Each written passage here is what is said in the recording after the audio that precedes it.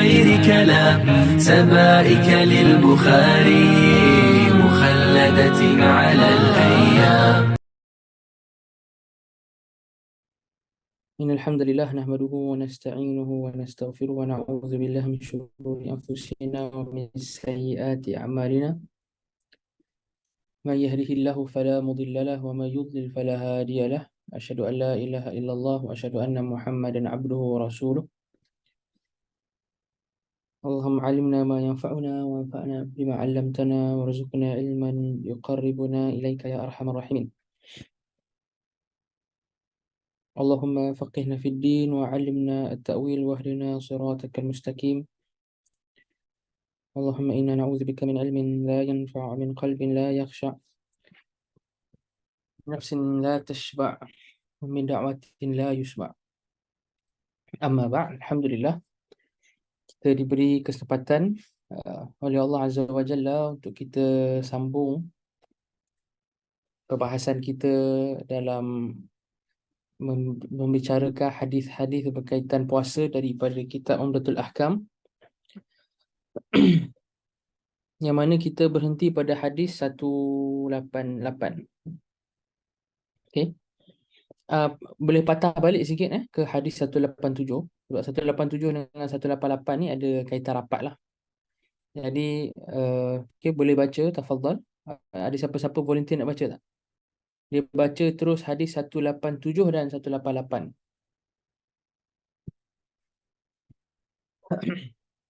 Ada yang volunteer nak baca?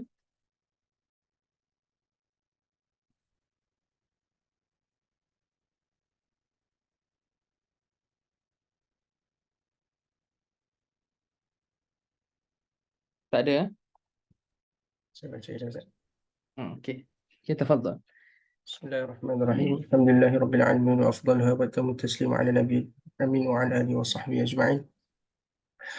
Qala musannif rahimahullah ta'ala عن عائشة رضي الله عنها أن رسول الله صلى الله عليه وسلم قال من مات وعليه صيام صام عنه وليه وأخرجه أبو داود وقال هذا في النذر وهو قول أحمد بن حنبل.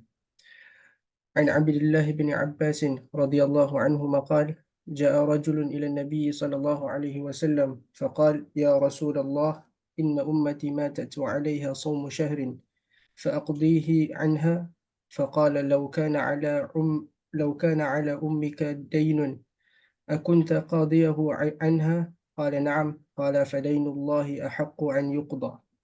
وفي رواية جاءت امرأة إلى رسول الله صلى الله عليه وسلم فقالت يا رسول الله إن أمي ماتت وعليها صوم نذر أفأصوم عنها فقال أرأيت لو كان على أمك دين فقضيتيه أكان ذلك يؤدي عنها قالت نعم قال فصومي عن أمك. Okey. Ahsanta. Jazakallah khair jazak. Jadi kita mula dengan hadis pertama, yang hadis 187 . 187 dengan 188 ni, dua hadis ni berkaitan lah. Pada 187 ni kita dah sentuh minggu lepas ataupun 2 minggu lepas. Cuma nak ulang balik untuk refresh lah. Okey. Jadi hadis 187 ni Nabi SAW sebut siapa yang meninggal ataupun mati dalam keadaan ada hutang puasa, maka wali dia berpuasa untuknya. Okay, wali dia yang akan berpuasa untuk atau bagi pihak si mati. Hadis ni diriwayatkan oleh Imam Abu Daud, dan Imam Abu Daud sebut hadis ni khusus untuk bab nazar sahaja. Mungkin untuk puasa nazar sahaja, dan inilah pandangan Imam Ahmad. Okay. Jadi hadis ni nak cerita tentang hutang puasa bagi orang yang dah mati kan. Dan kita dah pernah perincikan dalam kelas fiqh juga. Hutang puasa untuk orang mati ni secara umumnya ada dua. Okey, secara umumnya ada dua. Yang pertama adalah ataupun kita boleh cakap tiga lah. Yang pertama, orang yang ada hutang puasa, okey, tapi dia tinggal puasa tu kerana ada uzur. Dia tinggal puasa tu kerana ada uzur. Contohnya dia sakit, contohnya dia pergi safar dan sebagainya. Dan dia mati sebelum sempat untuk dia qada, ataupun dia mati sebelum ada masa ataupun ruang untuk dia qada. Tak ada ruang atau masa pun, tak sempat pun. Contohnya dia mati pada hari raya 1 Syawal, kan? Sedangkan ada 5 hari dalam Ramadan yang dia tak puasa sebab dia safar contohnya, ataupun dia tak puasa sebab dia sakit contohnya, kan? So dia mati time raya. Bila dia mati time raya, dia tak sempat, dia tak berkemampuan ataupun tak berkesempatan untuk qada pun. Ini ulama sebutkan lam yatamakkan minal qada, kan? Orang yang macam ni, so dia dianggap tak ada hutang puasa. Dia dianggap tak ada hutang puasa. Dia punya wali dia tak payah keluarkan makanan, maksudnya fidyah ataupun puasa untuk dia. Okey. Sebab apa? Sebab dia lam yatamakkan minal qada. Dia tak berkemampuan dan berkesempatan untuk qada pun. Orang yang kedua adalah orang yang kita cakap dia tinggal puasa kerana uzur, okey. Kemudian ada masa untuk dia qada. Okey, ada masa untuk dia qada. Dia sihat sahaja, dia tak ada pergi safar, okey. Memang ada banyak masa free tapi dia tangguh sampailah dia mati. Kan contohnya dia meninggal 5 bulan, 6 bulan lepas Syawal, lepas Ramadan contohnya. Kan? Dan telah berlalu dalam 5 bulan atau 6 bulan tu masa yang banyak yang dia berkesempatan untuk qada tapi dia tak qada lah, dia tangguh. Okey, dia tangguh. Maka yang ni ada hutang puasa pada dia. Okey, yang ni ada hutang puasa pada dia. Dia punya wali dia kena puasa ataupun fidyah bagi dia. Okey.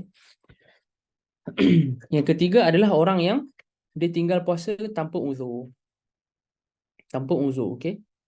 Saja dia tinggal puasa ataupun dia sendiri memang tak nak puasa contohnya. Okey. Memang tanpa uzur syar'i. Suka hati dia sahaja dia tak puasa. Yang ni sabit hutang tu kepada dia secara mutlak. Okey, tak kisahlah dia yatamakan ke lam yatamakan ke, sabit hutang pada dia. Sabit hutang puasa tu pada dia. Jadi bila dia mati pun wali dia kena puasa untuk dia atau fidyah bagi dia. Okey. Dan dalam mazhab Syafi'i, macam anda dah sebut, qaul yang mu'tamad adalah qaul qadim. Dalam kes ni qaul yang mu'tamad adalah qaul qadim. Biasanya qaul mu'tamad ni qaul jadid, kan? Tapi dalam kes ni qaul qadim, jadi mu'tamad, iaitu bila si mati ada hutang puasa, dia punya wali dia ada dua pilihan. Sama ada nak puasa ataupun fidyah bagi dia. Dan kalau dalam pandangan yang utama ini, yang lebih digalakkan dan dituntut adalah fidyah. Lebih digalakkan adalah fidyah. Sebab fidyah ni manfaat dia muta'addiyah. Dia punya nafa' dia muta'addi. Maksudnya dia akan bagi manfaat dekat orang lain juga. Berbeza dengan puasa, mungkin manfaat tu limited lah, kan. Tapi kalau fidyah, dia akan bantu orang miskin. Fakir miskin pun akan dapat faedah. Okay? So ini qaul qadim. Qaul qadim. Qaul jadid Imam Syafi'i adalah dia mesti kena bagi makan. Nasilah, dia kena puasa. Dia kena puasa. Okey, qaul jadid. Tapi qaul jadid ni tak digunakan lah. Okey, tak digunakan ataupun tak dipakai. Ana cakap tadi bagi makan puasa. Ana silap kena bagi makan. Sehingga ana bagi makan. Maksudnya qaul jadid tak ada pilihan. Okey. Qaul jadid tak ada pilihan. Qaul qadim ada pilihan. Sebab apa? Sebab ada dua hadis yang warid sebenarnya. Hadis ni yang Aisyah radhiyallahu anha sebut ni, kalau antum tengok, hadis ni dalam Sunan Abi Daud. Nampak tak? Man mata wa alaihi siyam sama anhu waliyu. Dan antum kalau antum perasan, dia macam keluar daripada syarat Imam Abdul Ghani Al-Maqdisi. Sebab Imam Abdul Ghani Al-Maqdisi syarat nak sebutkan hadis Bukhari Muslim asalnya dalam Umdah ni. Tapi disebutkan hadis ni. Nah, hadis yang bagi makan, man mata wa alaihi siyam at'ama anhu waliyuh, kan lebih lafaz lebih kurang macam ni, tapi tukar sama dengan at'ama. Hadis tu dalam Sahihain ataupun dalam Sahih Muslim sehingga ana. Jadi ada dua hadis.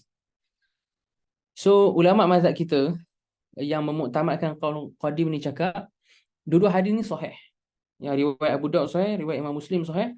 Jadi kita jamakkan je lah, tak payah tarjih, kita jamakkan je. Jadi kalau jamakkan apa jadi? Kita harmonikan apa jadi? Akan ada dua pilihan. Orang tu dia nak bagi makan boleh, dia nak puasa boleh. Okay. Tapi Imam Syafi'i, mungkin dalam qaul jadi Imam Syafi'i melihat hadis yang dalam Sahih Muslim yang kata at'ama anhu waliyuh tu agak bermasalah.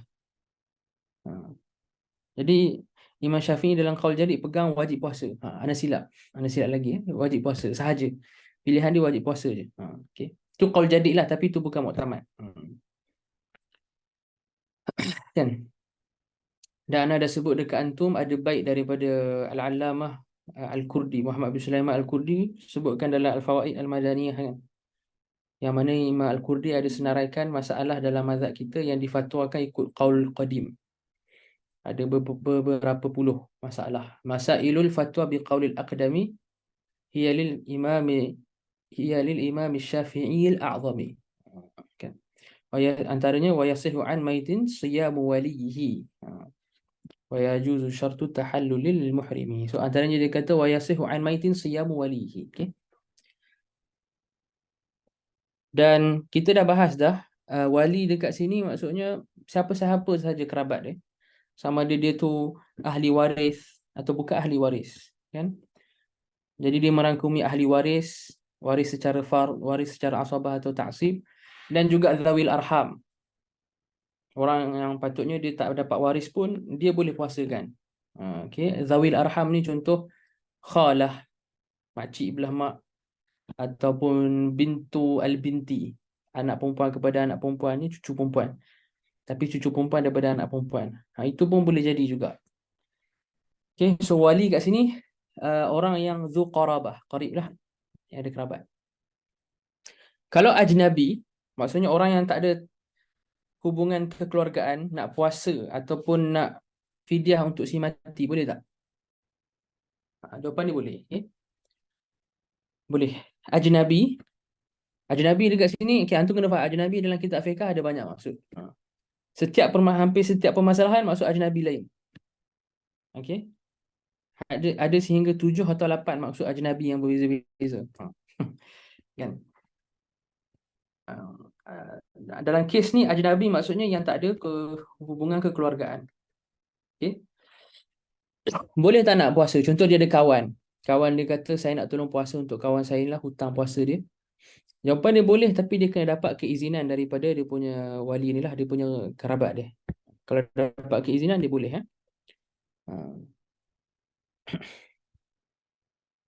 Dan hutang puasa dekat sini tak kisah, as long as dia puasa wajib lah. Puasa kafarah boleh jadi, puasa nazar boleh jadi, puasa Ramadan pun boleh jadi. Apa dalil mazhab Syafi'i puasa dekat hutang puasa sini umum? Sebab kalau antum tengok Imam Ahmad khususkan, betul tak? Imam Ahmad kata hadza fi nazar. Maksudnya Imam Ahmad kata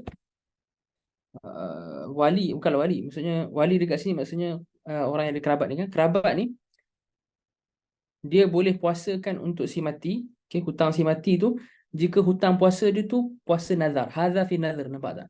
Maksudnya khas untuk nazar je. Ni pandangan Imam Ahmad kan. Mazhab kita cakap tak. Boleh jadi Ramadan, boleh jadi kafarah, apa-apalah puasa wajib. Puasa nazar kan, apa-apa je. Jadi apa dalil umum? Siapa tahu? Antum jangan segan atau malu. Sebab kelas online kalau tak ada respons dia memang bosan lah, sebab Ana nampak laptop je. Kan. Ana memang rasa bosan, tapi tak apalah. Ada siapa-siapa nak cuba?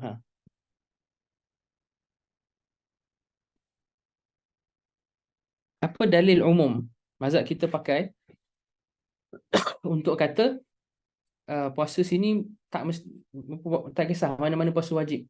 Bukan khas untuk kalau dia hutang puasa nazar je. Bahkan kalau dia ada hutang puasa yang wajib lain, bukan nazar, kafarah ke Ramadan ke, memang dia punya wali dia boleh puasa atau bagi makan juga.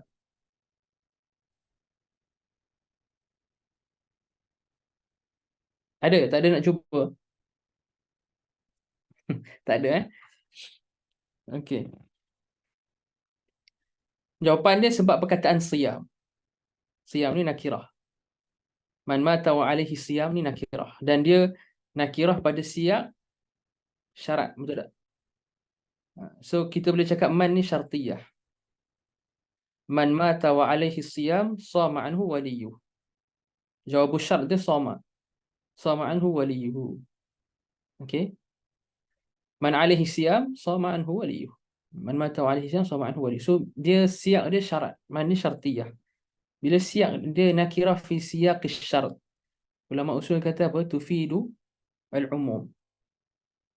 Nakirah fi siyaq syarat tufidu al-umum kan? Okey.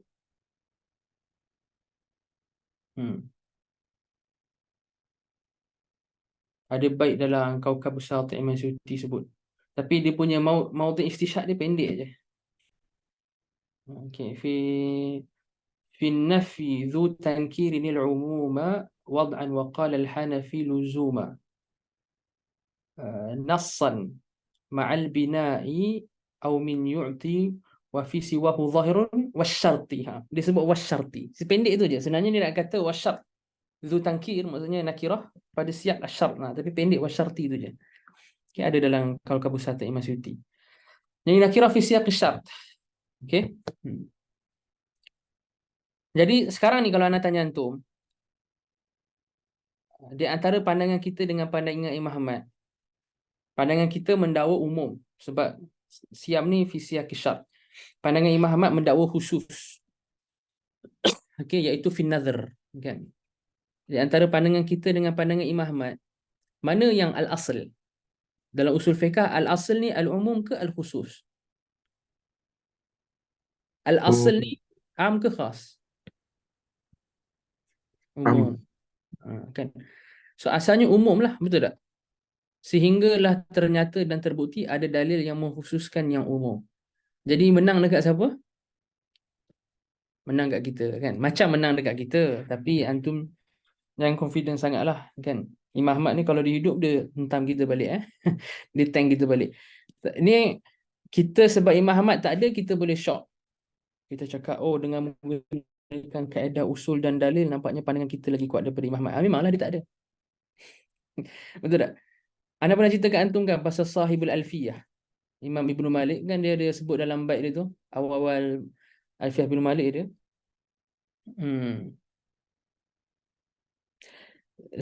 Dia yang masyhur ni dalam bait dia sekarang dia dah ubah. Kan wa huwa bisabqin haizun tafdila mustawjibun sana'iyal jamila. Dia nak merujuk kepada Imam Ibnul Mu'ti. Kan? Ulama yang sebelum dia yang dari karang Alfiyah. Sebelum Imam Ibn Malik buat bait tu, wa huwa bisabqin haizun tafdila mustawjibun sana'iyal jamila tu, dikatakan Imam Malik asal bait dia bukan bait tu. Okey. Sebab dia dikatakan dia punya bait tu sebut apa nama dia? Asal bait dia adalah fa'iqatan alfiyyah bin Mu'ti. Anda tengok dia punya mukadimah dia pasal penghujung tu fa'iqatan alfiyyah bin Mu'ti. Alfiyah saya ni melebihi, lagi hebat, lagi unggul daripada Alfiyah Ibnu Mu'ti. Jadi Imam Malik mimpi jumpa Imam Ibnu Malik silap. Imam Ibnu Malik mimpi jumpa Imam Ibnu Mu'ti. Kan? Jadi Imam Ibnu Mu'ti kata dekat dia, cuba kamu sambung balik. Bait kamu tu kamu dah sebut separuh dah ada syatar, separuh bait. Separuh kedua tu cuba kamu sambung. Dalam mimpi tu Imam Ibn Malik tak mampu nak sambung, nak bawakan separuh lagi. Kiranya idea tak sampai. Dia biasanya Imam Ibn Malik ni dia nak nazam sekejap je. Dia ulama yang sangat mudah menazamkan syair kan. Jadi Imam Ibn Mu'ti minta untuk sambung separuh kedua bait tu. Fa'iqatan alfiyyah bin Mu'ti, okey, sambung. Imam Ibn Malik tak boleh nak sambung.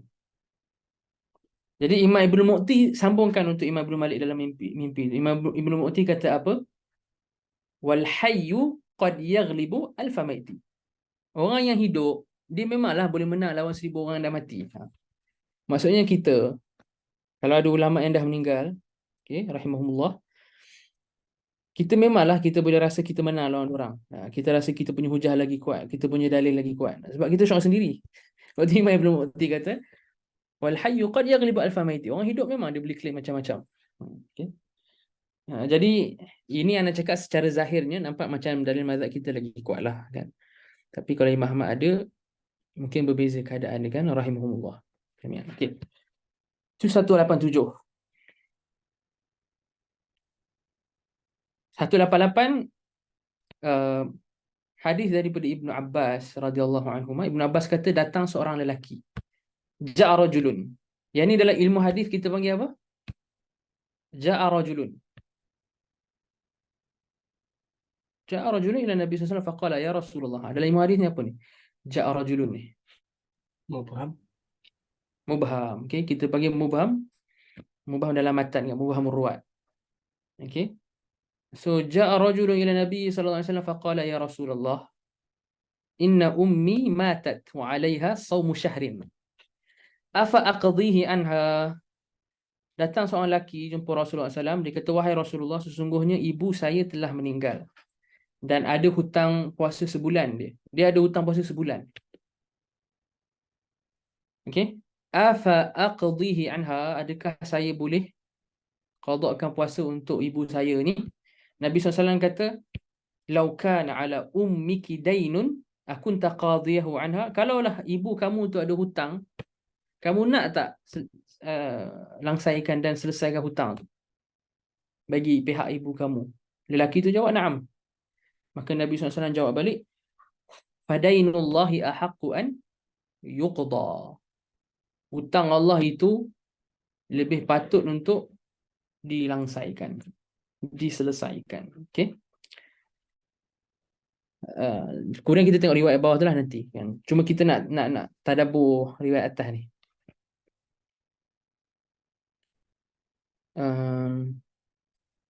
Dia kata ibu dia ada puasa sebulan hutang. Dia khususkan tak puasa sebulan ni apa? Sebulan daripada Ramadan ke, sebulan daripada baki kafarah yang tak habis ke, ataupun dia memang ada dia nak puasa sebulan nazar ke? Ada tak? Ke dia tak khususkan pun? Dia umum. Okey. Shaumu syahrin. Ada yang kita tahu secara pastinya sebulan lah. Sebulan tu apa? Tak tahu kan? Dan ini akan jadi dalil penyokong untuk mazhab kita lagi lah. Sebab Nabi SAW tak tanya dia kan, hutang puasa sebulan ni puasa apa? Adakah Nabi SAW tanya dekat sahabat ni, adakah hutang puasa sebulan tu puasa nazar? Ada tak? Tak ada kan? Menandakan bahawa wali tu dia puasa ataupun fidyah untuk yang mati daripada kalangan keluarga dia tu tak mesti puasa nazar je macam pandangan Imam Ahmad. Sebab pandangan Imam Ahmad kat atas tadi kata nazar je kan. Tapi tak mesti. Sebab hadis ni umum. Dan anda ada sebut kaedah yang Imam Syafi'i pakai, ingat tak? Tarkul istifsal fi maqamil ijmal yunazzal manzilatal umum minal aqwal. Kan? Imam Syafi'i sebut dalam Risalah. Tarkul istifsal fi maqamil ijmal ataupun fi maqalil ihtimal yunazzalu manzilatal umum minal aqwal. Perbuatan Nabi SAW tinggalkan daripada tanya terperinci. Nabi SAW tak tanya terperinci kan, sebulan puasa ni Ramadan ke, nazar ke, kafarah, tak. So itu tarkul istifsal. Fi maqamil ijmal ataupun fi maqamil ihtimal, dalam keadaan ada kemungkinan yang sepatutnya Nabi SAW tanya. Kalaulah betul hanya puasa nazar je yang kita boleh puasa untuk si mati, nescaya Nabi SAW dah tanya, ada ihtimal lah. Tapi Nabi SAW tak tanya juga. Yunazzal manzilatal umum minal aqwal. Seolah kita kata sekarang ni dah ada dalil umum bahawa puasa kat sini apa-apa jenis puasa wajib, tak kisahlah apa pun. Jadi ni dalil kedua yang menyokong pandangan mazhab kita tadi lah, bahawa tak khas untuk puasa nazar. Antum faham boleh? Boleh. Okey, bagus. Ada respon kan. Apa nama dia? Hadis atas tadi antum tengok dah. Imam Abu Daud nukil daripada Imam Ahmad. Anak nak tengok siapa yang ingat. Okay, kita nak tengok siapa yang ingat. Siapa yang buat ulang kaji. Apa signifikan riwayat Imam Ahmad daripada Abu Daud? Silap riwayat Imam Abu Daud daripada Imam Ahmad. Kenapa dalam Sunan Abi Daud ada nukilan tentang Imam Ahmad tiba-tiba? Ana ada bagi jawapan kalau ada siapa ingat. Dah kelas 2 minggu lepas.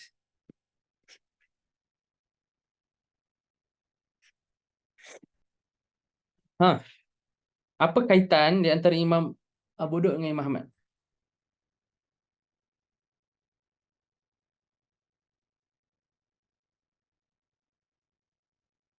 Mazhab Hambali. Okey.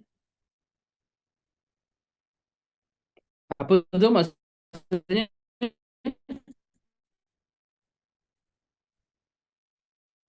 Apa maksud dia mazhab Hambali? Maksudnya anak utama Imam Ahmad.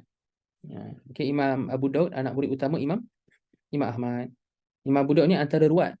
Maksudnya antara perawi mazhab Imam Ahmad yang utama. Okey, sebab Imam Ahmad ni mazhab dia tersebar dengan periwayatan daripada kalangan anak murid. Okey.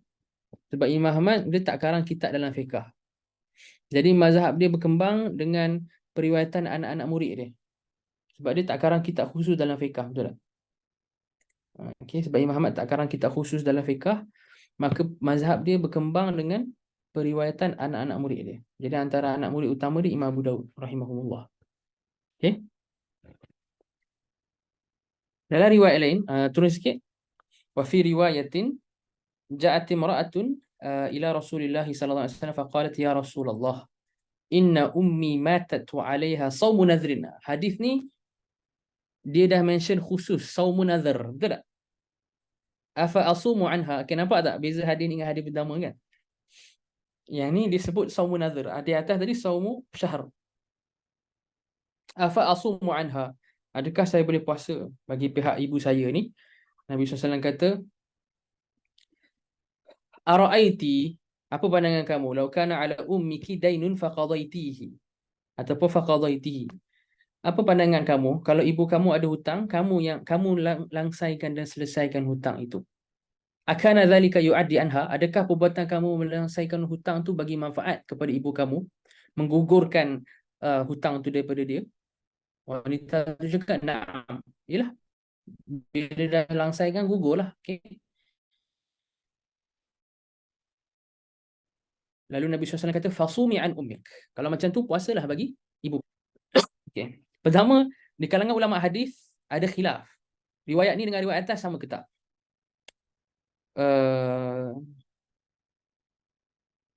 Ana kalau ana tak silap, dalam syarah, ana rasa dalam syarah Imam Ibnu Daqiq Al-Aid, okay, dengan hasyiah dia, hasyiah Imam As-San'ani, Al-Amir As-San'ani, dinyatakan bahawa ini dua kisah berbeza. Kisah Nabi SAW pun lain. Sebab ada sebagian ulama hadis dia menilai hadis ni muttarib. Hadis muttarib. Kan hadis ni muttarib sebab sebahagian riwayat kata ja'a rajulun, sebahagian riwayat kata ja'at imra'atun. Sebahagian riwayat kata inna ummi matat wa 'alaiha saumu syahrin. Dalam riwayat lain kata inna ummi matat wa 'alaiha saumu nadhrin. Jadi ada sebahagian ulama hadis macam Imam San'ani sebut ubah. Ada versi riwayat macam ni, ada versi riwayat macam ni. Kita tak boleh nak tarjih di antara riwayat ni, maka hadis ni muttarib, dia dhaif belaka. Tapi yang sahih macam Imam As-San'ani sebut, dan saya rasa beliau nukil daripada Imam Ibn Hajar Al-Asqalani, dia dua kisah berbeza, dua peristiwa berbeza.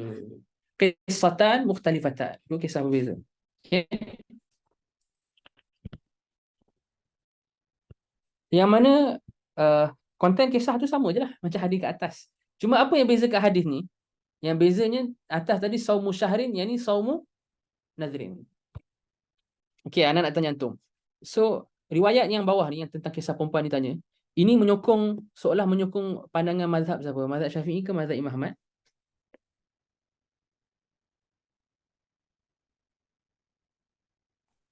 Mazhab Imam Ahmad. Mazhab Imam Ahmad. Okey, yang lain? Ada respon? Mazhab Imam Ahmad sebab nazar. Kan. Zahirnya macam support mazhab Imam Ahmad, okey. Tapi ulama mazhab Syafi'i lah, kan. Ulama mazhab Syafi'i kata dia bukan dalil untuk mazhab Imam Ahmad. Sebab apa? Sebab dalam ilmu usul fiqh ada kaedah, kan. Zikru al-khas ba'da al-'am la yakhussul 'am. Menyebutkan yang khas selepas umum, dia tak mengkhususkan yang am. Dia kita sebut je, bukan kita taksiskan. Anda bagi contoh. Kalau ada seorang guru tu kata akrimit talabah, dia kata dekat ketua kelas dia, akrimit talabah, muliakan pelajar-pelajar kelas ni, bagi setiap seorang hadiah, semua dapat markah tinggi kan, akrimit talabah, bagi diorang semua hadiah, muliakan diorang. Kemudian lepas guru dia bagi ayat umum macam tu, guru dia kata wa akrim Zaidan. Ada salah seorang pelajar dalam kelas tu nama dia Zaid. Guru dia kata wa akrim Zaidan. Perbuatan guru dia cakap wa akrim Zaidan mengkhusus ke umum tadi yang awal tu? Mengkhususkan tak? Tak. Ulama usul kata tak khususkan pun. Dia hanya mention khusus lepas umum, tak ada memberi faedah taksis pun. Okey. Jadi ulama mazhab Syafi'i lah, ulama mazhab Syafi'i kata ni tak ada dalil untuk pandangan Imam Ahmad. Okay, ala kulli hal, itu sudut pandang ulama mazhab Syafi'i, kan. Antum baca kitab mazhab Hambali, dia jawab lain lah, kan. So ulama mazhab Syafi'i kata zikrul khas ba'dal 'am la yakhussul 'am. Habis kenapa, apa faedah disebutkan khas lepas 'am? Mungkin lil-i'tina ataupun lil-ihtimam.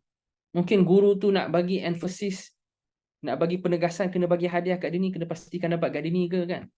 Mungkin dia pelajar yang terlebih special ke, wallahu alam lah. Adalah faktor kenapa dia dikhususkan tu. Adalah faktor kenapa guru dia mention dia seorang tu. Tapi adakah itu bermaksud arahan asal guru dia kata yang untuk memuliakan semua pelajar tu terbatal ataupun telah pun dikhususkan? Jawapannya tak. Jawapannya tidak. Okay. Lagi satu hadis ni ada perbahasan unik, yang mana perbahasan ni sangat menarik. Okay. Hadis ni dalil bahawa qiyas adalah hujjah. Sebab Nabi SAW buat qiyas. Dalam dua riwayat ni, Nabi SAW tanya pada lelaki dengan perempuan ni, kalau ibu kamu ada hutang, patut tak kamu langsaikan? Hutang apa? Hutang duit. Maka lelaki dengan perempuan tu jawab, ya patut. Nabi SAW kata, kalau gitu, hutang puasa pun lagilah patut. Atau hutang puasa pun patutlah dilangsaikan. Nabi SAW kiaskan hutang puasa dengan hutang duit. Okay. Hutang puasa dengan duit. Ilahnya apa? Ilahnya kedua-duanya tanggungan yang masih belum diselesaikan. Tanggungan dengan bebanan kepada si mati yang masih belum diselesaikan. Apa hukum dia? Seperti mana wajib kita qadakkan hutang untuk si mati, begitu juga wajib qadakkan puasa untuk si mati. So ada kias tak? Ada kias. Ini dalil Nabi SAW buat kias. Ini dalil yang paling kuat untuk membantah golongan yang cakap tak ada kias. Kias bukan hujah. Siapa yang kata kias bukan hujah? Zahiriyah. Zahiriyah. Dan Zahiriyah ni aneh sikit. Mazhab Zahiriyah ni aneh sikit. Sebab apa? Dia tak pakai qiyas syar'i, tapi dia pakai qiyas dalam ilmu mantik. Qiyas mantiqi dia pakai. Qiyas syar'i dia tak pakai. Okey. Qiyas mantiqi dia pakai. Dan sebahagian ulama kata qiyas mantik tu burhan, kalau disusun dia boleh membawa kepada qiyas syar'i. Okey, kalau disusun dia boleh membawa kepada qiyas syar'i. Sebagai ulama usul kata qiyas syar'i dengan mantiki berbeza. Qiyas syar'i ni juz'i, qiyas mantik ni kulli. Ala kulli hal tak apalah. Tapi mazhab Zahiriyah dia tolak qiyas syar'i ni. Qiyas syar'i, okey. So Antara dalil untuk membantah pandangan mazhab Zahiri hadis ni. Sebab apa? Sebab Nabi SAW sendiri guna. Kalau Nabi SAW sendiri guna, pastilah perkara tersebut hujah dan dah dalil. Betul, Imam Syatibi pun sebut dalam Muwafaqat kan. Bukan Imam Syatibi je, ramai ulama usul sebut. Antara dalil perkara tu hujah adalah bila bila ada wuku'. Al-wuku' asy-syar'i. Wuku' berlaku Nabi SAW menggunakan kias. Maksudnya itu kias hujah. Wuku'. Okey. Al-wuku' itu dalil. Al-wuku' itu dalil perkara tu hujah. Okey. Al-wuku'. Okey. Kita tengok hadis seterusnya pula. Hadis 189. عن سهل بن سعد الساعدي رضي الله عنه أن رسول الله صلى الله عليه وسلم قال لا يزال الناس Allah. بخير ما عجل الفطر. Dalam riwayat lain yang luar daripada sahihain ada pertambahan wa akharu as-sahur. Dalam narasi dalam riwayat Imam Ahmad ada ziyadah wa akharu as-sahur kan.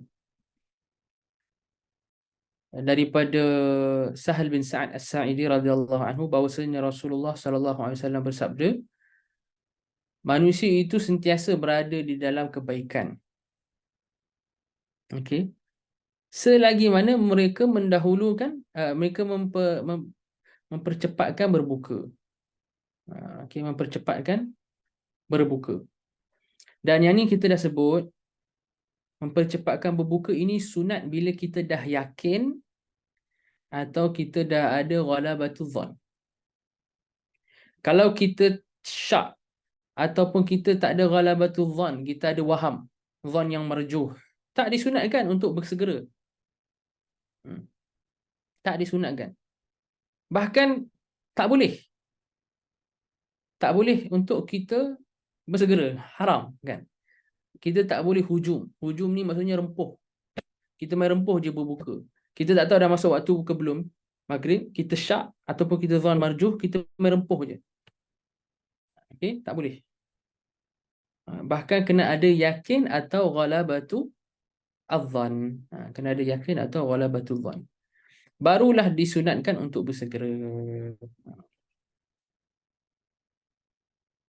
Dalam riwayat lain ditambah juga dan wa akharu as-sahur. Maksudnya manusia pun sentiasa akan ada dalam kebaikan selagi mana mereka melewatkan sahur. Menyegerakan berbuka dan melewatkan sahur. Okey.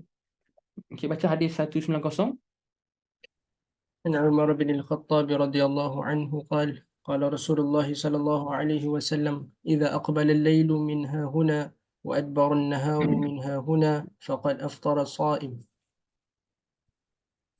Daripada Umar bin Al-Khattab radhiyallahu anhu bahawasanya Rasulullah sallallahu alaihi wasallam bersabda, apabila malam aqbala datang, dah mula muncul dan datang daripada belah timur, dan siang dah mula beredar. Ada bara ni dia beredar pergi ke belah barat. Maksudnya kegelapan malam tu dah mula nak menyelubungi kita dah. Siang pula dah lari. Okey. Dan dalam sebahagian riwayat bagi hadis ni ada penambahan waqad gharabatis syams. Dan matahari dah terbenam.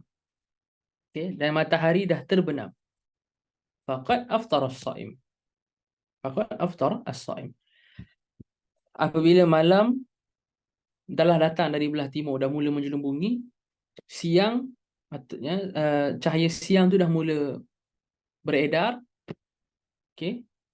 Dan dalam sebahagian riwayat, dan matahari dah terbenam, faqad aftara as-shaim. Cuma perbahasan ni sekarang pada faqad aftara as-shaim. Sebab ulama hadis bila mereka bahaskan faqad aftara as-shaim ni ada dua huraian. Yang pertama mereka kata aftara as-shaim ni maksudnya dia dah berbuka dah. Dia tu dah dikira berbuka hukman. Hukuman dari sudut hukum dia dah kira berbuka walaupun dia tak makan minum lagi. Itu tafsiran pertama. Okey.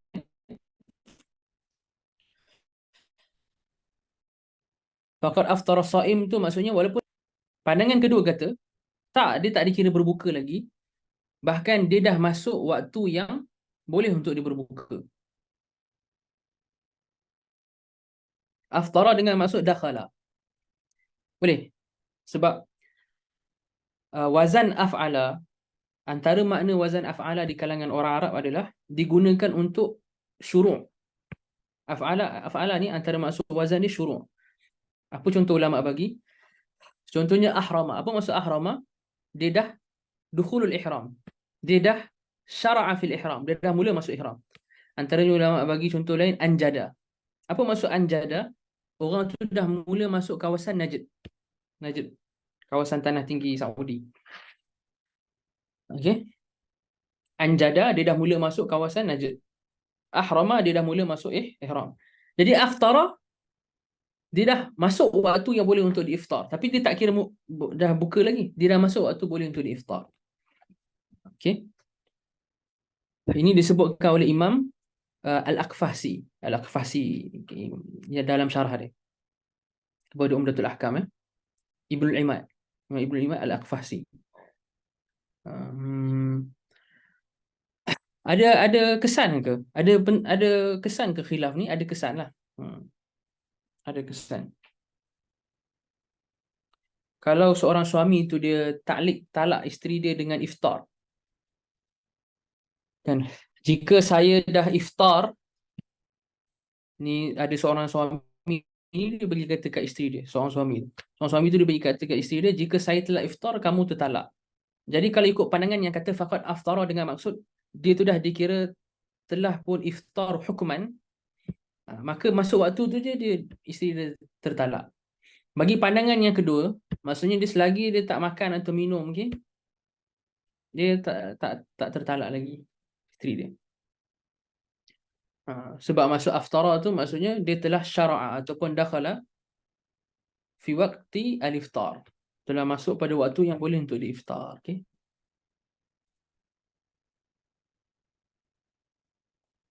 Okey, tengok 191.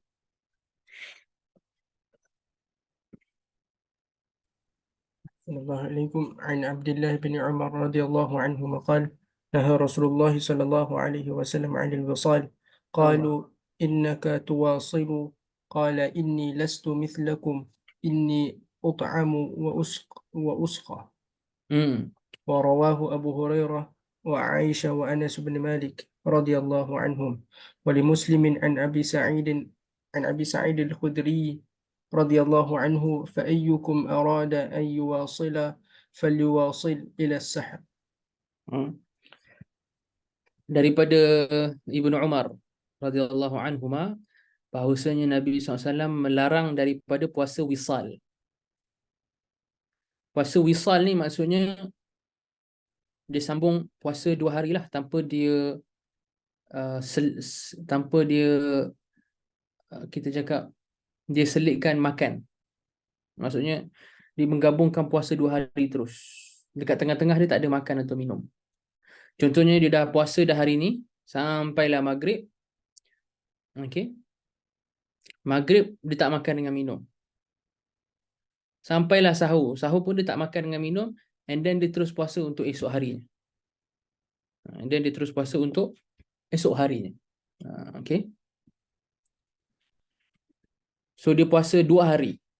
2 hari dia puasa, tak diselangi dengan makan minum. Tu wisal lah. Jadi Nabi SAW melarang untuk melakukan puasa wisal. Dalam mazhab Syafi'i, wisal ni haram. Sahabat-sahabat bertanya, innaka tuwasil, tapi kamu melakukan puasa wisal ni wahai Rasulullah. Nabi SAW kata, sesungguhnya saya ni tidak seperti kamu. Okey. Inni ut'amu wa usqa. Saya diberi makan dengan minum. Jadi kat sini ulama hadis ada 2 syarah atau tafsiran. Pertama, ut'am tu kalau dengan hadas besar pun tak. Kalau diselang dengan hadas besar, tetap dianggap wisal. Sebab ulama kata wisal tu maksudnya dia sambungkan 2 hari puasa tanpa diselangi dengan sesuatu yang akan membantu bagi dia kekuatan untuk puasa esok harinya. Jadi kalau dia selang dengan dia setubuh pun dikira wisal juga. Bahkan mungkin buat dia jadi lagi letih. Kan? So ulama kata dia kena tanawul benda yang membuatkan dia ada tambah tenaga sikit untuk esok. Baru tak dianggap wisal. Okey. Jadi ulama ada 2 tafsiran dan huraian tentang apa maksud ut'am wa usqa ni. Pandangan pertama kata Nabi SAW ni diberi makan dengan minum secara fizikal. Maksudnya apa? Maksudnya Nabi SAW makan dengan minum tapi tak nampak lah. Tak nampak bila ataupun apa makanan dan minumannya. Okey. Diberikan kepada Nabi SAW.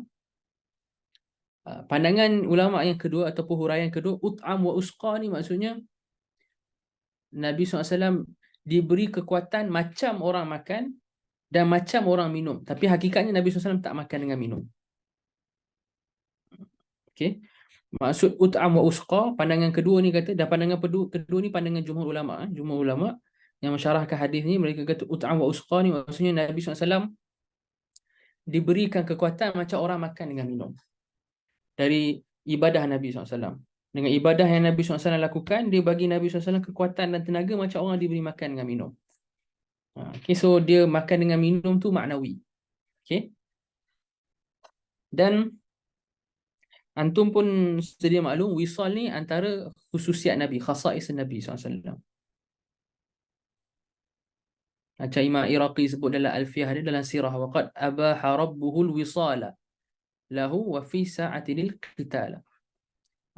Antara khasais Nabi ni sallallahu alaihi wasallam, macam Imam Iraqi sebut, Allah abaha, Allah haruskan untuk Nabi SAW wisal. Waqad abaha rabbuhul wisala lahu wa fi sa'atinil qitala. Dan antara khasais Nabi SAW juga adalah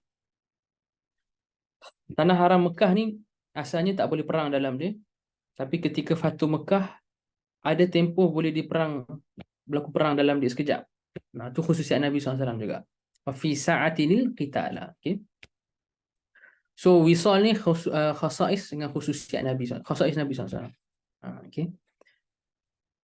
Khas untuk Nabi SAW sahaja. Dalam riwayat lain dalam Sahih Muslim daripada Abu Sa'id Al-Khudri radhiyallahu anhu, Nabi SAW bersabda, siapa daripada kalangan kamu yang nak sambung juga, maka dia sambung sampai waktu sahur je. Sahur dia makan. Kalau nak time maghrib tak payah makan lah, makan minum sambung sampai sahur. Kalau nak sangat. Tapi jangan buat macam Nabi SAW buat. Okay. Itu maksud dia. Okay, sambung.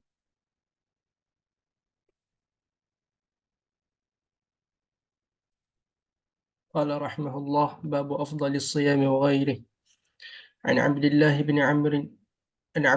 بن عمرو بن العاص رضي الله عنهما قال أخبر رسول الله صلى الله عليه وسلم أني أقول والله لأصومن النهار ولا أقومن الليل ما عشت فقلت له قد قلته بأبي أنت وأمي قال فإنك لا تستطيع ذلك فصم وأفطر وقم ونم وصم من شهر 3 أيام فإن الحسنة بعشر أمثالها وذلك مثل صيام الدهر قلت فإني أطيق أفضل من ذلك قال فصم يوما وأفطر يومين قلت إني أطيق أفضل من ذلك قال فصم يوما وأفطر يوما فذلك صيام داود عليه السلام وهو أفضل الصيام فقلت إني أطيق أفضل من ذلك وفي رواية لا صوم فوق صوم داود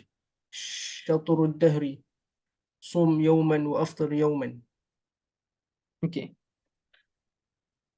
Hadis ni kita masuk bab baru, bab afdalis siyam wa ghairi.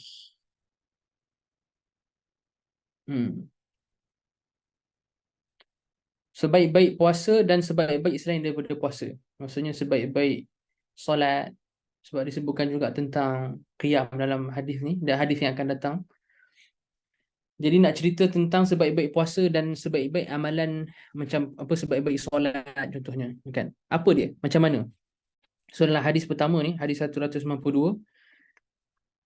Hadis ni masyhur, hadis ni sangat masyhur dan dia umdah di kalangan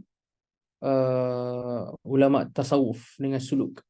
An Abdullah bin Amr bin Al-As radhiyallahu anhu qala ukhbira Rasulullah sallallahu alaihi wasallam anni aqul. Dikhabarkan kepada Rasulullah SAW, ada orang bagi tahu dekat Nabi SAW bahawasanya Abdullah bin Amr bin Al-As ni kata, demi Allah saya akan puasa setiap hari sepanjang siang. Wala aqumanna al-laila ma'isht. Setiap malam saya akan qiyam, kan, sepanjang malam saya akan qiyam. Ma'isht, selagi mana saya hidup, sepanjang siang saya puasa, sepanjang malam saya nak qiyam. Okey. Maka Abdullah bin Amr bin As pun cakap dekat Nabi SAW, qad qultuhu, saya memang betul apa yang ada orang khabarkan kepada kamu Rasulullah SAW tu betul. Memang saya cakap macam tu. Memang saya bersumpah saya nak puasa sepanjang hari dan saya nak qiyam sepanjang malam. Bi abi anta wa ummi. Tafdiyah.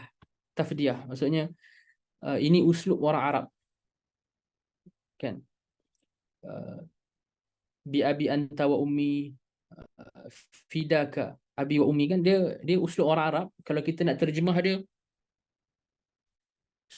susah sikit nak terjemah. Dia nak kata yang kamu, saya sanggup letakkan kedudukan ibu bapa saya tu pada kamu, ataupun kamu tu melebihi kedudukan ibu bapa saya. Macam tu. Kan? Asalnya masuk uslub ni adalah tebusan.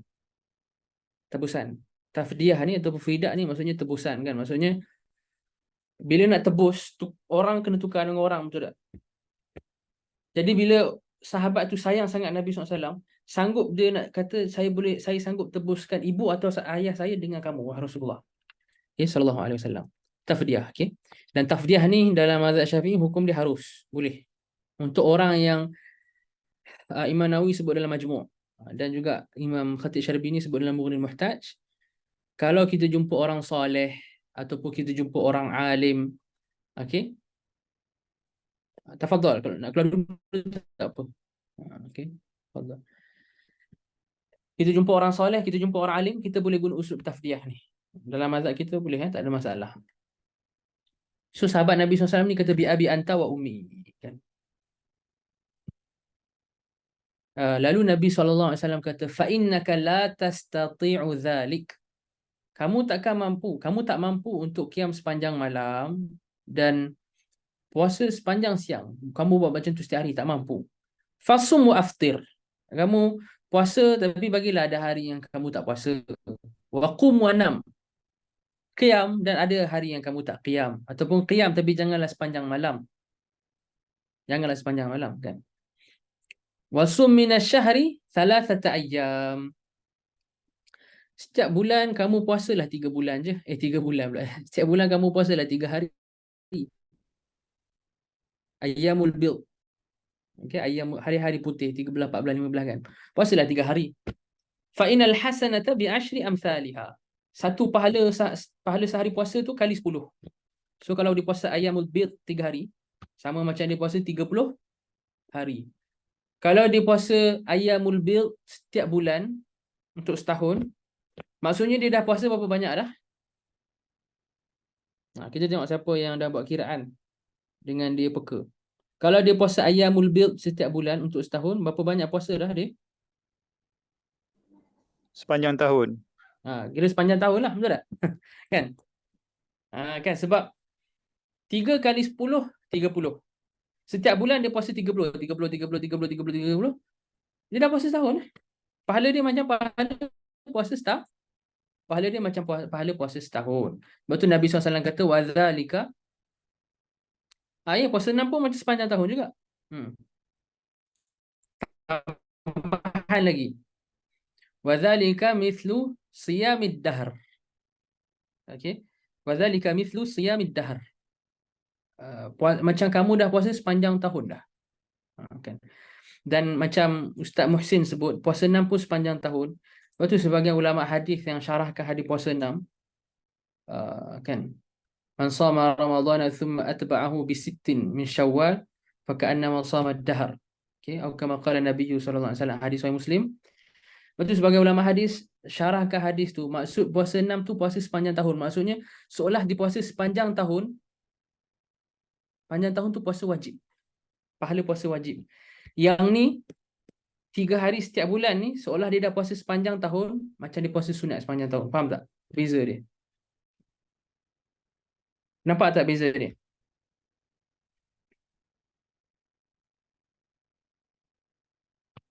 Kalau buat puasa 6, macam pahala puasa setahun, tapi setahun tu dia buat puasa wajib.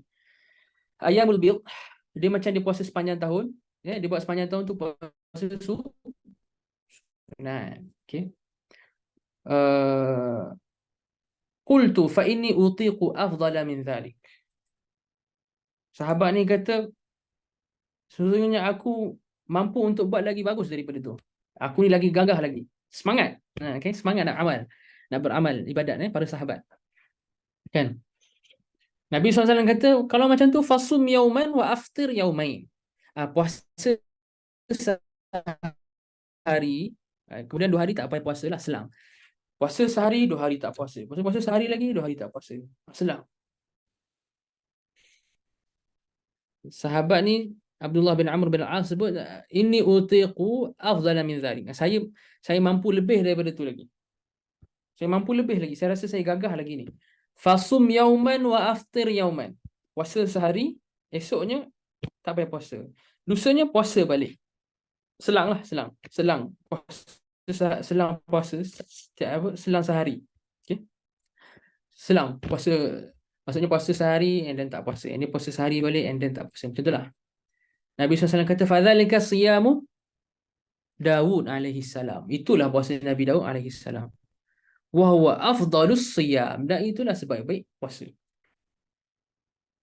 Kan? Jadi apa kata Abdullah bin Amr bin As? Beliau kata, faqultu inni utiqu afdala min dhalik.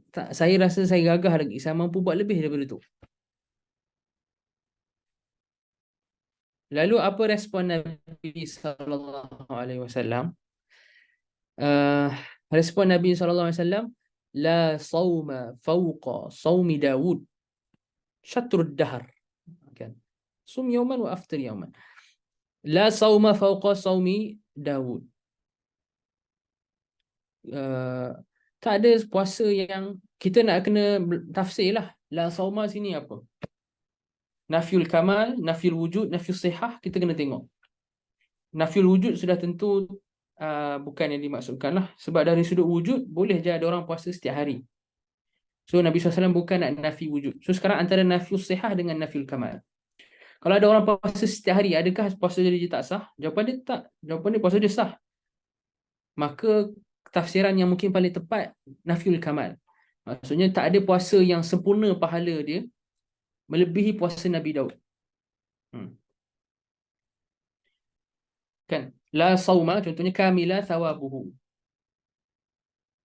Kamila thawabihi, contoh. Kamila thawabuhu, boleh. Kamila thawabuhu.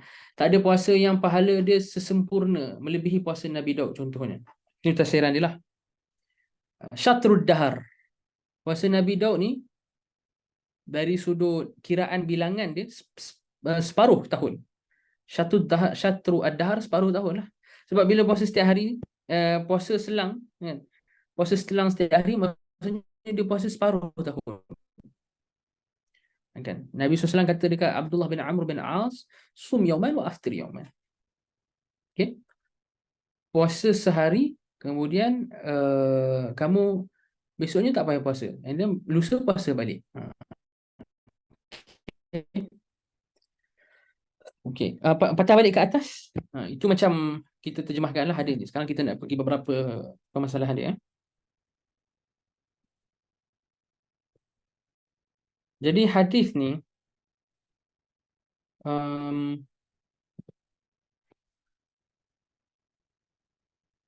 menunjukkan kelebihan puasa Nabi Daud alaihi salam. Okey. Cuma yang menjadi perbahasan di kalangan para ulama adalah Kalau macam tu, adakah bermaksud yang maksimum ni puasa Nabi Daud alaihissalam? Maksudnya kalau ada orang nak puasa setiap hari tu dilarang ataupun haram, kan? Sebahagian ulama dia melarang ataupun dia mengharamkan puasa setiap hari. Dipanggil siyamud dahar.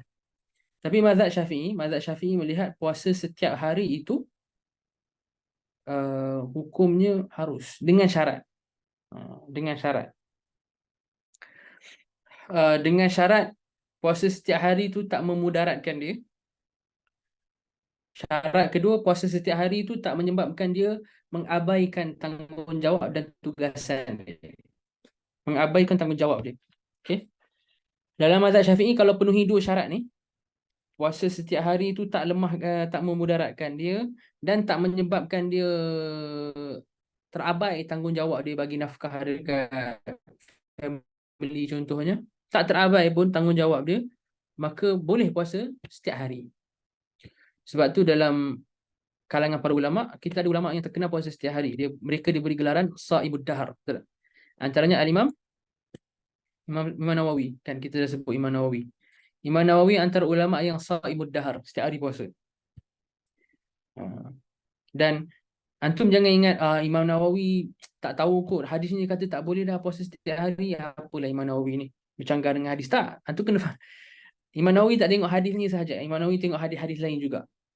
Dan dia ada perincian panjang.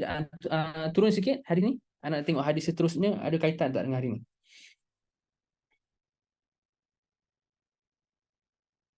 Okey, tak apa. Tak ada ada kaitan tapi tak ni sangat. Kita apa? So mazhab kita, mazhab Imam Syafi'i rahimahullah, melihat puasa setiap hari itu boleh. Walaupun dekat hadis ni seorang Nabi SAW limit lebih. Asalkan dua syarat tadi dipenuhi. Okey?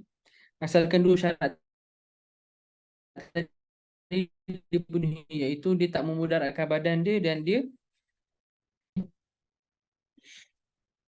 Cuma isu dia sekarang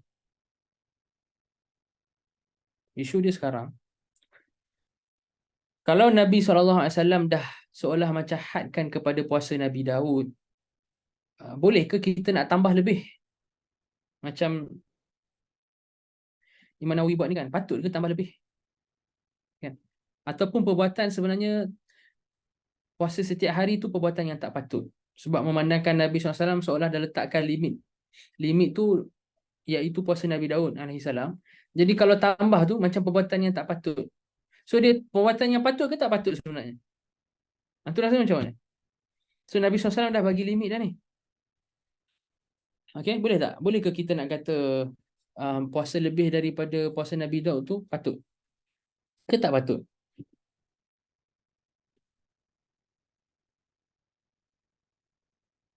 Macam mana? Ustaz, tapi Ustaz, la sauma tu larangan ke Nafil apa? kamal. Oh. Kalau mazhab kita dia melihat la an-nafiyah ni nafil kamal. Ada mazhab yang lihat la an-nafiyah dekat situ nafil sihah. Maksudnya tak sah puasa. Kalau nak buat puasa lebih daripada puasa Nabi Daud, maksudnya nak puasa setiap hari. Tapi pandangan tu pandangan minoriti ulama. Pandangan majoriti ulama nafiul kamal. Dan nafiul kamal tu pula mereka khususkan untuk orang yang keadaan dia jadi lemah ataupun dia akan terabai tanggungjawab dia kalau dia puasa setiap hari. Bukan nafiul kamal secara mutlak. Boleh? Okay. Sebab apa jadi macam tu? Okay, anak bagi tahu sebab apa. Apa nama dia? Ada seorang ulama Hanafi masyhur, nama dia Abul Hasanat Abdul Hayy Al-Laknawi rahimahullah, masyhur. Sangat alim di kalangan Hanafiah ni, dia memang khatimatul muhaqqiqin di kalangan ulama mazhab Hanafi. Dia ada satu kitab nama dia Iqamatul Hujjah ala anna al-ikthara min al-ibadati laysa bibid'ah. Iqamatul Hujjah ala anna al-ikthari ala anna al-ikthara min al-ibadati laysa bibid'ah, atau ala anna al-ikthara fil ibadati laysa bibid'ah. menegakkan hujah bahawa memperbanyakkan ibadah tu tidak bid'ah. Di kitab dia, dan kitab tu ditahqiq oleh Syekh Al-Muhaqqiq Al-Muhaddits Abdul Fattah Abu Ghuddah rahimahullah. Dan anak cadang tu baca kitab tu lah, sangat bagus. Kalau siapa ada masa baca. So dalam kitab Iqamatul Hujjah, Imam Abdul Hayy Al-Laknawi sebut riwayat-riwayat tentang larangan ni, larangan puasa lebih daripada puasa Nabi Daud, larangan solat sepanjang malam, okey. Sebenarnya dia bukan larangan ta'abudi, tapi dia larangan yang ada illah, dia larangan yang mu'allal, bersebab. Yang mana kalau kita kumpulkan semua riwayat-riwayat lain, hatta hadis yang riwayat Abdullah bin Amr bin Al-As ni, kalau kita tengok riwayat-riwayat lain, Nabi SAW larang kerana Nabi SAW tahu Al-As ni secara peribadi tak mampu. Badan dia akan lemah, ataupun memang sahabat Abdullah bin Amr bin Al-As ni tak mampu.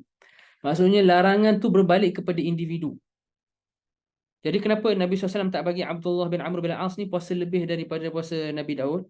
Sebab Nabi SAW tahu Abdullah bin Amr bin Al-As ni tak cukup kuat. Badannya tak cukup gagah dengan kuat. Jadi Nabi SAW larang. Maksudnya larangan tu bersebab. Mu'allal, dia bukan ta'abudi. Kalau ta'abudi, maksudnya larangan tu untuk semua orang. Tak boleh lebih daripada puasa Nabi Daud. Tapi Abdul Hayy Al-Laknawi kata, Imam Abdul Hayy Al-Laknawi kata, tak. Okay, sebab larangan ni Nabi SAW tak bagi dekat semua sahabat. Menandakan larangan tu dia ikut individu. Individu yang memang dia gagah dan dia mampu untuk puasa siyamud dahar, larangan tu tak terpakai pada dia. Sebab Imam Abdul Hayy Al-Laknawi kata larangan tu mu'allal. Itu satu. Kedua, sebab Imam Abdul Hayy Al-Laknawi warid dapat dan tabi'in sendiri, mereka buat ibadat lebih yang Nabi SAW anjurkan. Okay, lebih daripada apa yang Nabi SAW anjurkan. Antara bukti paling jelas dia baca Quran. Dalam hadis yang sahih, Nabi SAW seolah tak galakkan untuk orang khatam Quran kurang 3 hari. Kan? Nabi SAW kata orang yang khatam Quran kurang 3 hari ni dia la yafqah, dia tak faham makna Quran. Seolah nak kata tak elok untuk orang khatamkan Quran kurang 3 hari. Sedangkan salafus soleh, mereka khatamkan Quran bila? Berapa kali mereka khatam? Dalam masa berapa hari? Kebanyakannya dalam siapa tahu? Kebanyakan salafus soleh mereka khatam Quran setiap berapa hari? Hadis tu Nabi SAW kata seeloknya jangan khatam Quran setiap 3 hari kan. Tapi kebanyakan salafus soleh mereka khatamkan Quran bila? Setiap hari. Setiap hari. Bahkan bukan setiap hari. 2 kali sehari. Okey. Ada ramai daripada salafus soleh yang khatam Quran pada 1 rakaat. Antum baca kitab Tibyan Imam Nawawi kan, Tibyan fi adab hamalatil Quran, cuma antum tengok. Antum akan jumpa Imam Nawawi kata wallazina yakhtimuna al-Quran fi raka'ah, dan yang menghatamkan Quran daripada kalangan salafus soleh ni dalam 1 rakaat la yuhsawna kathrah. Tak boleh dibilang kan jari. Banyak sangat bilangan diorang.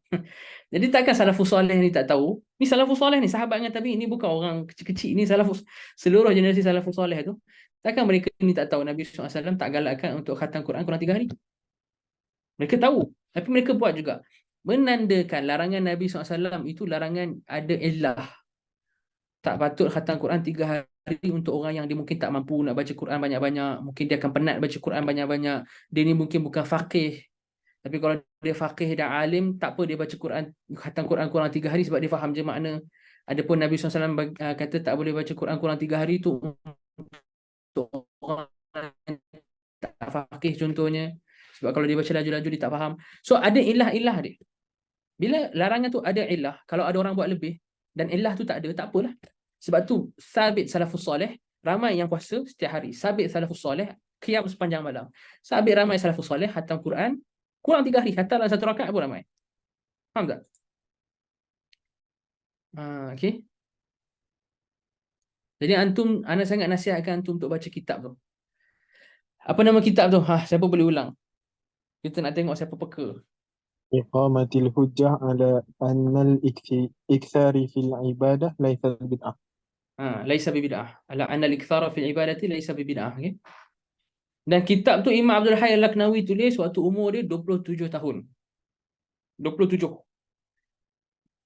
Okay. Dia tulis waktu umur dia 27. Kita 27 tak tahulah sibuk dengan apa kan. Tapi Imam Abdul Hayy Laknawi dah siap kitab dah. Kitab tu sangat bagus. Okey, antum digalakkan untuk baca. Itu pertama. Antara faedah yang kita berdapat dalam hadis ni juga adalah para anbiya dalam keadaan kedudukan mereka yang sangat tinggi dan sangat dekat dengan Allah Azza wa Jalla, mereka sangat memperbanyakkan ibadah. Okey. Jangankan kata yang wajib, yang sunat pun banyak, betul tak? Kan? Dan yang ni satu benda menarik. Antum kena faham pengajaran ni. Manusia ni lagi tinggi dia punya martabat dia dalam ubudiyah kepada Allah, dalam maqam dia kepada Allah. Okey. Ibadah dia mesti lagi berkualiti. Bahkan kuantiti pun akan bertambah. Bahkan kuantiti pun akan bertambah. Kan? Sebab tu dihikayatkan. Ulama-ulama tasawuf selalu cerita perkara ni. Ada orang datang dekat Al-Imam Abdul Qadir Al-Jilani, ataupun Al-Kailani, ataupun Al-Jilani, Syekhul Hanabilah, ulama besar dalam mazhab Hambali, dan yang digelar Sultanul Awliya lah. Okay? Untuk siapa yang kenal Imam Abdul Qadir Al-Jilani rahimahullah. Imam besar, alim dalam macam-macam bidang. Imam Abdul Qadir Al-Jilani ni bukan hanya orang soleh, orang zuhud, sufi saja, tak, ada imam dalam semua bidang. Alim sangat-sangat. Antara anak, siapa anak murid Imam Abdul Qadir Jilani? Siapa yang tu tahu? Anak nak tengok sikit, siapa tahu? Sebab anak tanya soalan ni sebab jawapan dia dekat dengan antum. Jawapan dia dekat dengan antum. Siapa anak murid Imam Abdul Qadir Jilani? Antara anak murid utama dia, siapa?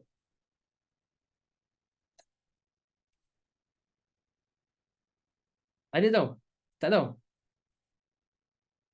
Antara anak murid dia yang paling rapat, pengarang kitab ni, Umdatul Ahkam ni, Imam Abdul Ghani Al-Maqdisi. Imam Abdul Ghani Al-Maqdisi dengan sepupu dia Imam Muwaffaquddin Ibnu Qudamah, faqih dalam mazhab Hambali yang sahib kitab Mughni. Mereka berdua ni sama-sama musafir untuk belajar jumpa Imam Abdul Qadir Al-Jilani. Pengarang kitab kita ni, sahib Umdatul Ahkam ni, belajar dengan Imam Abdul Qadir Jilani. Okey. Jadi Imam Abdul Qadir Jilani ni bukan orang biasa-biasa, dia alim kabir jiddan. Kemudian dia orang yang sangat soleh. Sangat soleh, zuhud, kaki ibadah, dan dinisbahkan kepada beliau tarikat Qadiriyah. Okey. Tarikat Qadiriyah. Yang mana kalau anda sebut beberapa orang dalam tarikat Qadiriyah tu, mungkin anda terkejut. Kan? Antara orang yang menarik yang masuk dalam silsilah tarikat Qadiriyah ni siapa? Tarikat Qadiriyah ni tarikat yang disebut kepada Imam Abdul Qadir Jilani. Siapa antara individu yang menarik yang dalam silsilah tarikat Qadiriyah ni? Antaranya Imam Ibn Taymiyah rahimahullah. Okey, Imam Ibnul Mibrad Al-Hambali, dia ada satu kitab khas dibuat tentang siapa dari kalangan ulama Hanabilah yang pakai khirqah sufi, pakai serban sufi, dan juga ada sanad dalam tarikat. Antara yang ambil tarikat Qadiriyah adalah Imam Abul Abbas Ahmad bin Abdul Halim Taqiyuddin Ibn Taymiyah rahimahullah. Imam Ibn Taymiyah wafat 78 Hijrah. Imam Ibn Taymiyah ahli tarikat Qadiriyah, kalau antum tak tahu. Yang dia ahli tarikat Qadiriyah. Okey. Ala kulli hal, tak apalah, itu cerita lain pasal isu tarikat ni. So Imam Abdul Qadir Jilani rahimahullah, dia satu hari dia jalan, tiba-tiba ada terserempak dengan satu cahaya. Ada cahaya ni ikut dia. Cahaya ni ikut. Jadi Imam Abdul Qadir Jilani pun tengok cahaya tu. Kan tanya dia, kau ni siapa? Cahaya tu kata, sayalah Tuhan kamu. Mulai hari ni wahai Abdul Qadir, memandangkan kamu dah sampai kedudukan yang tinggi ni, kamu dah tak payah solat, tak payah puasa, tak payah zakat, dah gugur segala. Dah gugur segala tuntutan syarak. Apa respons Imam Abdul Qadir Jilani? Respons Imam Abdul Qadir Jilani adalah dia ambil slipper, dia kata ikhsa ya adu Allah. Dia nak tampar cahaya tu. Dia ambil slipper, dia nak pukul cahaya tu. Lalu cahaya tu pun kata, ish, Macam mana kau tahu aku ni siapa? Kan Abdul Qadir Jilani kata aku tahu kau ni syaitan. Syahid tu tanya, macam mana kamu tahu aku ni siapa? Kau sedar tak trik yang saya pakai tadi, trik yang saya pakai ni, saya telah memesongkan dengannya berapa ramai orang soleh dan kaki ibadah. Berapa ramai orang soleh dan kaki ibadah yang dah termakan dengan trik saya ni. Jadi Imam Abdul Qadir Al-Jilani kata, saya tak termakan dengan trik kamu sebab ada beberapa jawapan lah Imam Abdul Qadir bagi ya. Antara jawapannya Imam Abdul Qadir kata para anbiya yang merupakan manusia paling sempurna pun tak pernah digugurkan daripada mereka tuntutan ibadah, taklif ibadah. Bahkan ibadah mereka lagi banyak daripada orang biasa. Takkan saya yang kurang daripada martabat Nabi ni, yang jauh kurang daripada martabat Nabi, tiba-tiba gugur daripada saya tuntutan taklif pula, tuntutan ibadah pula. Kan? So, itu antara kisah yang menarik lah, yang ada kaitan sikit dengan hadis ni. Sedikit sebanyak. Ala kulli hal, itu antara pengajaran yang kita boleh ambil. Tengok hadis seterusnya. Sebelum kita pergi hadis seterusnya, ada satu perbahasan, lupa nak sebut. Kita ada satu fi'il yang menarik dekat sini, nama dia fi'il nam. Qum wa nam. Nam ni fi'il apa ni?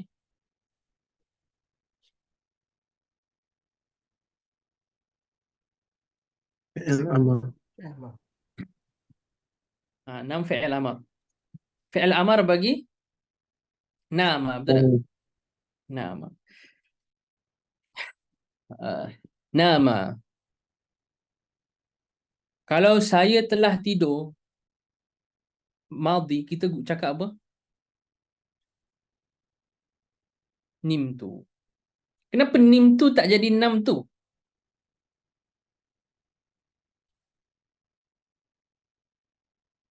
Kenapa nimtu? Nimtu, nimna kan? Nimta, nimtuma, nimtum. Kenapa nimtu?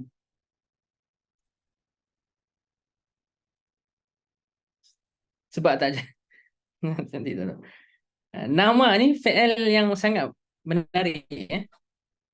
Dia menarik sikit. Jadi kita nak sama-sama exercise sorof. Kita exercise sorof. Kita kena exercise sorof kan. Dia madhi dia nama. Nun alif mim. Dan kaedah dalam sorof, kalau sulasi, sulasi kan, yang mujarrad lah, confirm bila sulasi mujarrad. Yang sulasi yang mujarrad ni, kalau ada alif, dia confirm alif tu munqalibah, maksudnya dia bertukar sama ada daripada waw ataupun ya. Waw ataupun ya. Jadi macam mana kita nak tahu dia punya alif tu sebenarnya apa? Banyak cara lah, antaranya kita tengok masdar dia. Masdar dia naum. Bila kita tengok masdar dia naum, okay, kita tahu sekarang alif yang ada dekat nama tu sebenarnya waw. Waw, okay. Cuma persoalan dia sekarang, waw ni apa dia punya baris? Nawama, nawima, nawuma. Tu merasa mana satu? nawama. Nawama. Okay. Siapa sebut nawama? Ada dia sebut nawama. Enam, Ustaz. Okay, lagi pandangan lain? Nawama, nawima, nawuma.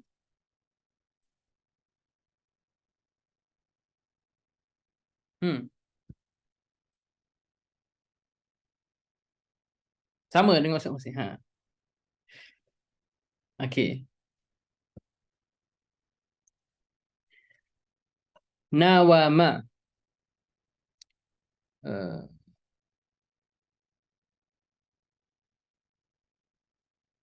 Dia punya mudhari' dia?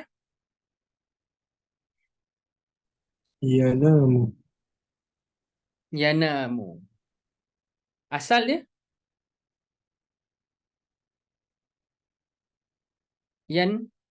Yanwamu. Kan asal dia yanwamu. Itu betul lah. Asal dia yanwamu. Cuma bila antum cakap madhi dia apa tadi madhi? Ustaz Muhsin agak-agak madhi, kalau nak kata saya telah tidur, nak cakap apa? Saya telah tidur. Nimtu. Nim tu baris Baris bawah. Kasar. baris bawah. Bila dia jadi macam tu baris bawah, sebenarnya masalah kalau kita cakap nawama. Sebab asalnya dia nawima. Nawima. Sebab tu dia jadi nim tu. Macam khawifa, khafa, takut. Asalnya khawifa. Sebab tu dia jadi khiftu, saya takut. So dia nawima. Dan wazan fa'ila, kaedah dia, mudhari' dia pada asalnya yaf'alu. So nawima yanwamu. Faham tak? Nawima yanwamu kan. Wazan fa'ila dia akan jadi yaf'alu. Ada keadaan khusus je dia jadi yaf'ilu. Ya? Ataupun dia ada dua keadaan di wajhan. Yaf'alu dengan yaf'ilu. Tapi asal dia, al-asal dia yaf'alu. Dan fa'ula yaf'ulu kan. Okey. Sebab tu Imam Ibn Malik sebut dalam Alfiyah tu waftah mawdi'al kasri fil mabni min fa'ila. Mabni min fa'ila, wazan fa'ila, bila dia mudhari' waftah, kita buat fathahkan dia jadi yaf'alu. So nawima yanwamu. Yanwamu.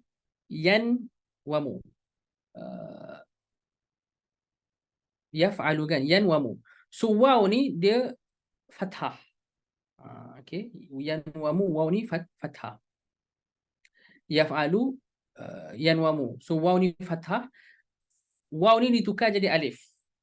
Waw ni kita qalb dia tukar dia jadi alif, dia jadi yanamu. Okey, yanwamu jadi yanamu.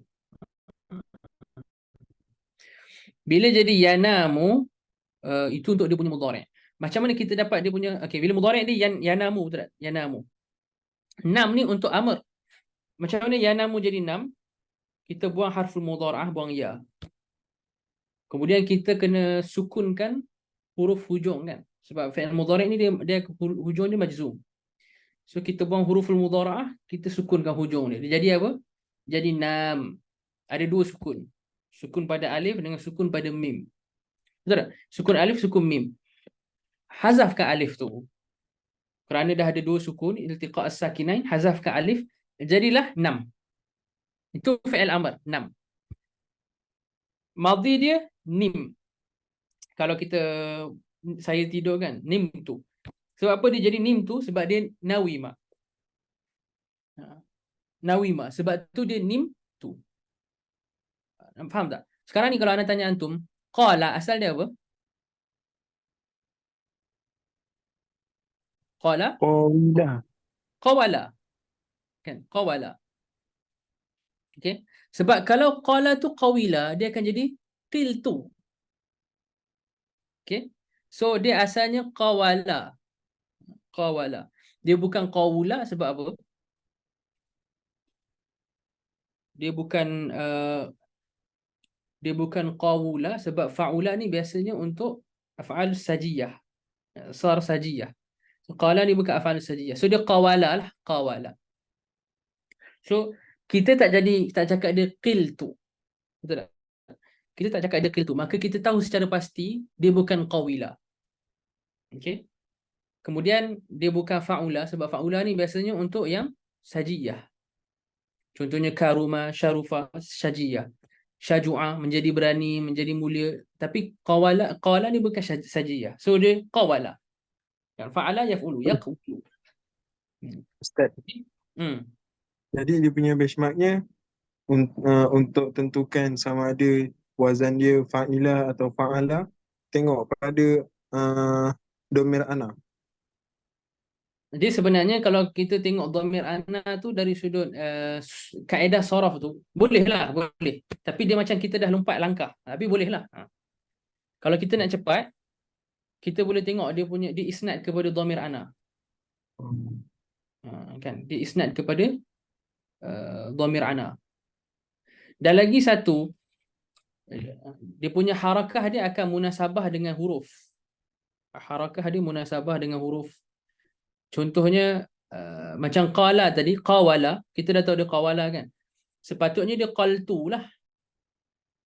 Ya, tapi ulama kata sebab dia waw munasabah dhammah, qultu. Habis kalau yang nawima ni tak jadi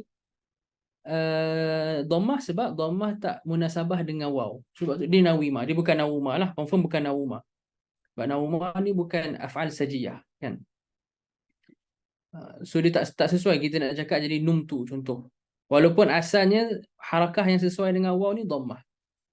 So bila tak boleh, dan wazan dia fa'ilah, dia jadi nimtu. Okey, dia jadi nimtu. So kenapa dia bukan nawama? Antaranya ulama kata dia bukan nawama sebab kalau macam kaedah yang tersebutlah, bila kita tengok di isnad ke dhamir apa. Sebab kalau dia nawama tiba-tiba di isnad jadi nim, tu bermasalah. Okey. Sebab kasrah pada nim tu nak isyarat ada kasrah somewhere. Nim tu kan ada kasrah dekat nun, dia nak isyarat ada kasrah somewhere. Ala kulli hal, so dia, kalau madhi jadi nimtu. Nimna, nimtu, nimta, nimtuma, nimtum. Okey. Nimti, nimtuma, nimtuna dan seterusnya. Kalau amr dia jadi nam. Kenapa amr dia jadi nam? Sebab amr dia daripada yanam. Ya dibuang, kemudian ada nun, alif, mim, alif sukun, mim sukun, alif kena buang jadi nam. Jadi apa beza nam dengan nim? Nim madhi, nam amr. Okey, nim madhi, nam amr. Boleh? Okey, macam itulah kisah dia. So, dia antara yang dia macam khawifa. Ya khafu. Sama. Betul lama kata nama ni dia min bab khafa. Nawima khawifa. Yanwamu jadi ya yanamu. Yakhwafu jadi ya khafu. Kalau saya takut khiftu. Saya tidur nimtu. Kalau amr nam. Kalau amr untuk takut khaf, takutlah, khaf. Okey.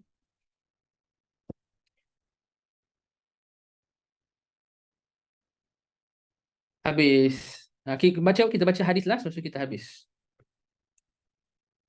Sara asalnya sayira. Tak mesti. Tak mesti. Dia tak semestinya.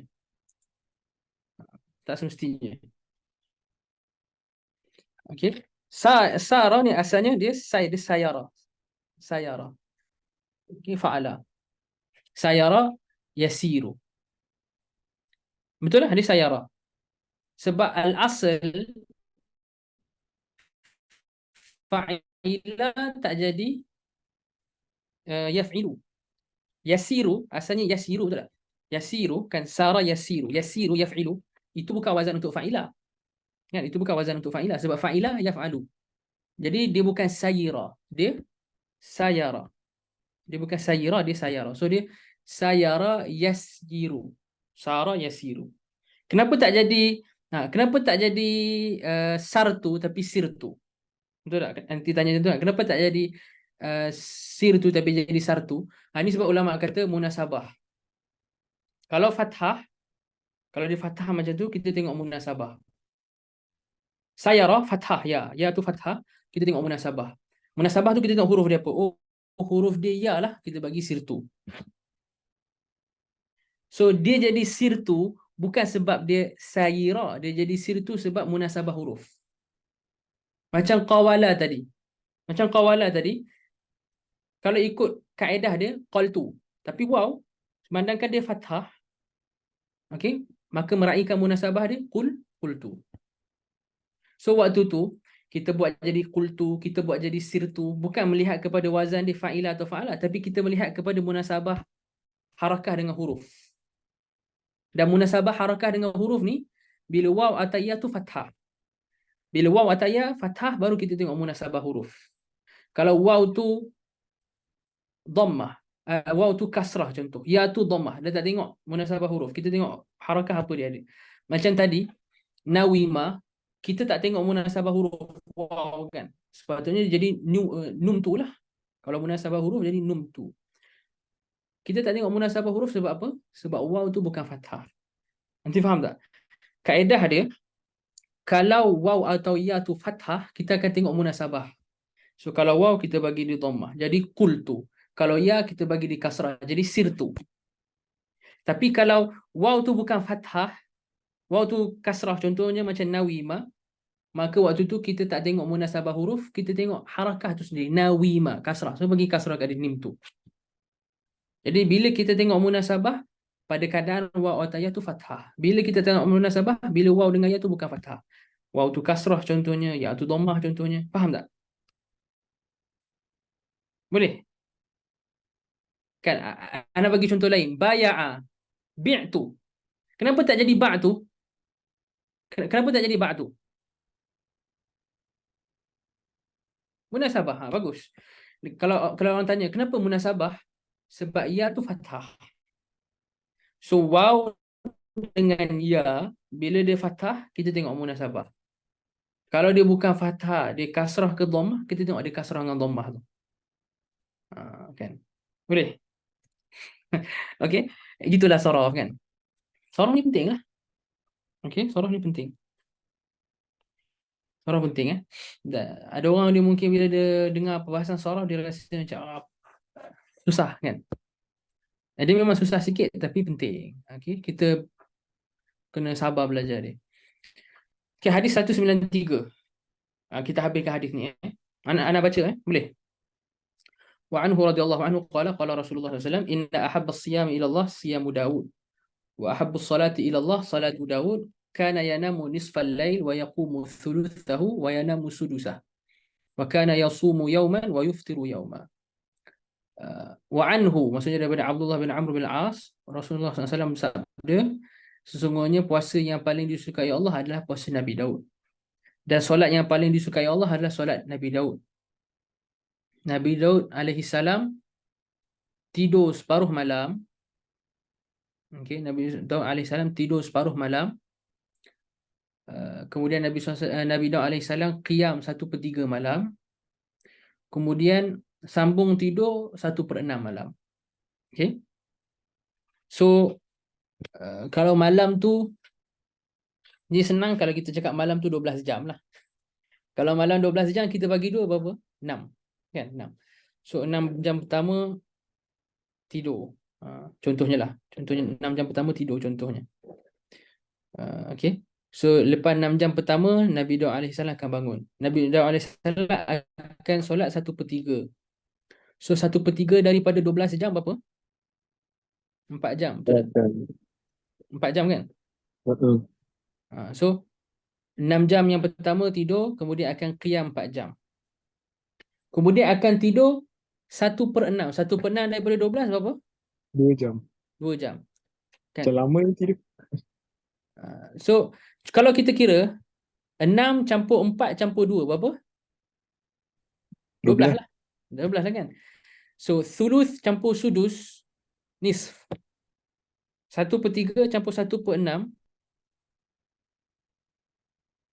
Okay, 1/3 campur 1/6 dapat berapa? Separuh. 1/2. Separuh 1/2. Kan? 1/3 campur 1/6, kita bagi sama bawah ni 3 dengan 6, 3 kali 2. Betul tak? Bila bawah kali 2, atas kali 2, 1 kali 2, 2. 2 campur 1, 3. So 3/6. 3/6 sama dengan 1/2. Jadi sebenarnya separuh pertama tidur, separuh kedua tu bahagi. Separuh kedua tu bahagi. Sebahagiannya tidur, sebahagiannya qiyam. Tapi nak cara kira ni tadi anda bagi dah. Kalau mudahnya kalau malam tu 12 jam, senang. Kan? So 6 jam tidur, 4 jam qiyam, 2 jam tidur balik. Kan? 2 jam tidur balik. So banyak masa tu sebenarnya. Banyak masa ibadah dan banyak juga masa untuk berehat. Kalau tengok apa yang Nabi Daud alaihi salam amalkan. Itu kalau malam 6 jam lah. 12 jam. Itu kalau malam 12 jam. Kalau malam 10 jam payah sikit nak kira. Payah sikit. Okay. Wallahu ta'ala alam bisawab. Ada Ustaz, soalan?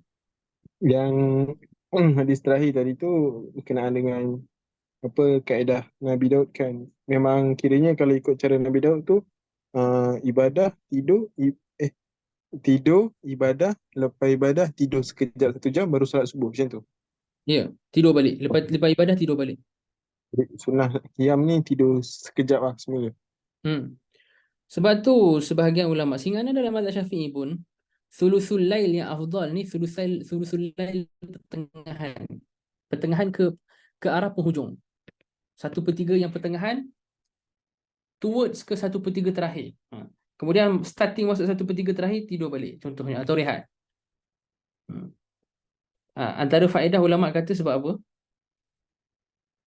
Antara faedahnya supaya nanti bila subuh segar, satu, kedua, supaya kalau dah ni, okay. Masalahnya tidur balik lepas subuh. itu memang masalah lah. Tapi sebenarnya nak buat lebih daripada itu boleh tak? Boleh. Ulama berdalilkan umum ayat Quran, kanu qalilan minal laili ma yahja'un. Kan? Mereka ni sikit sahaja daripada malam yang mereka tu tidur. Wabil ashari hum yastaghfirun. Pada waktu sahur mereka istighfar. So umum ayat Quran tu kata orang yang baik ni, orang yang soleh dan beriman ni, dia malam dia sikit je dia tidur, kebanyakannya dia ibadah. So sikit je tidur tu dalam ayat tu tak spesifikkan berapa, setengah jam, sejam, 2 jam. Jadi dari situ ulama kata ini umum dalil bahawa kalau nak tambah lebih daripada Nabi Daud punya ibadah pun tak apa. Kalau selagi mana dia mampu, tak memudaratkan dia dan tak menyebabkan dia melepaskan tanggungjawab dia ataupun abaikan tanggungjawab dia. Okay? Boleh? Ada soalan? Tak ada lah, Untuk masalah yang puasa wisal tadi, kalau ikut tafsiran yang pertama, kata Nabi dapat makanan secara fizikal tapi tak ketahui cara dia. Jadi yang tu keluarlah takrifan yang ulama beri kan. Maksudnya apa yang boleh menguatkan diri dia balik. Betul? Sebab tu ulama kata tafsiran pertama tu bermasalah. Sebab kalau pakai tafsiran pertama, dia tak masuk dalam definisi wisal lah. Jadi sebab tu majoriti ulama kata tafsiran kedua tu lagi tepat. Okay? Tafsiran kedua lagi tepat. Sebab tafsiran pertama tu menatijahkan definisi wisal tak terpakai pada perbuatan Nabi SAW tu. Ini ada dalam syarah Ibn Attar dengan syarah Syekh Abdullah Fauzan disebut. Okey, apa tak nama syarah Syekh Abdullah Fauzan? Mawridul Afham. Mawridul Afham. Ada soalan lain?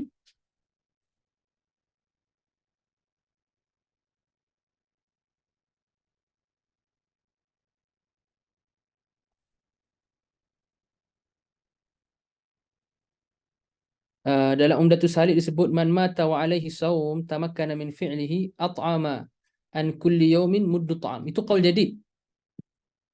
Pandangan yang Imam Ibnu Naqib sebut dalam Umdatus Salik itu qaul jadid. Cuba nanti tengok syarah. Sebab dan ada kitab yang ulama kumpul, al-masail yang dhaifah ataupun mukhalafah dengan muktamad dalam Umdatus Salik ada. Okey. Ada ulama kumpul kitab. Ulama Yaman. Sekejap, nak cari nama dia sekejap.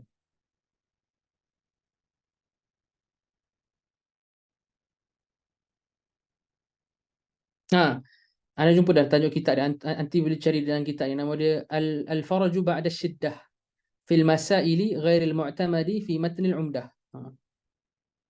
Dalam tu dia senaraikan masalah yang tak muktamad ataupun dhaif dalam Umdatus Salik. Anda rasa apa yang nanti sebut tu dalam Umdatus Salik tu yang dhaif lah tu. Okay. Bukan Imam Ibnu Naqib tu dhaif, tak. Dia alim besar. Pandangan tu dhaif dari sudut mazhab, mungkin pandangan peribadi dia. Okey. Dan Umdatus Salik ni diringkasan kepada Minhaj. Ringkasan kepada Minhaj. Minhaj dia akan sebut beberapa aqwal. Mungkin Imam Ibnu Naqib ada ambil satu qaul daripada yang ada dalam Minhaj tu yang tak muktamad. Okey, nanti anda cek balik. Wallahu ta'ala alam bisawab. Yang baik itu daripada Allah, yang lemah silap cakap daripada diri anda sendiri. InsyaAllah kita jumpa minggu depan. Minggu depan mungkin apa nama dia? Onsite. InsyaAllah. Boleh Physical. InsyaAllah. Puasa ni kan Ustaz? Puasa tak ada. Ana sebenarnya khilaf lama dah fikir nak buat ke tak time puasa. Sebab guru-guru ana ada 2 falsafah. Satu guru ana yang falsafahnya puasa stop. Tapi ana ada Syekh Ana juga, yang ana rapat dengan dia, yang ana sangat hormati dia. Dia punya falsafah dia, puasa kena juga buat. Kan? Tapi majoriti Syekh Ana time puasa tak buat. Sama juga Abi Syuja' dengan Abdul Ahkam. Apalah, ambil masa untuk antum murajaah. Ambil masa. Dan biasanya ana punya kebiasaan ana sendiri pun, puasa ana tak buat kelas. Ana mungkin fokus benda lain. Kalau ana buat kelas pun, ana buat kelas berkaitan Quran ke apa ke, ana share kat Facebook live tu, macam itulah. Tapi kelas yang khusus-khusus macam ni biasanya ana tak buat. Ana daripada dulu. Daripada dulu ana tak buat. Okey? Jadi adah lah, jarak adati. Tapi tak ada masalah, nak buat kelas pun tak apa. Siapa-siapa yang orang lain lah nak buat kelas. Okay? So yang baik itu daripada Allah, lemah saya cakap daripada diri anda sendiri. Moga antum dapat manfaat. InsyaAllah kita jumpa minggu depan. Sallallahu alaihi wasallam Muhammad wa ala alihi wasallam. Assalamualaikum warahmatullahi wabarakatuh. حديث جوامع الكلم مذاق الشهد عند فمي سنفهمها ونحفظها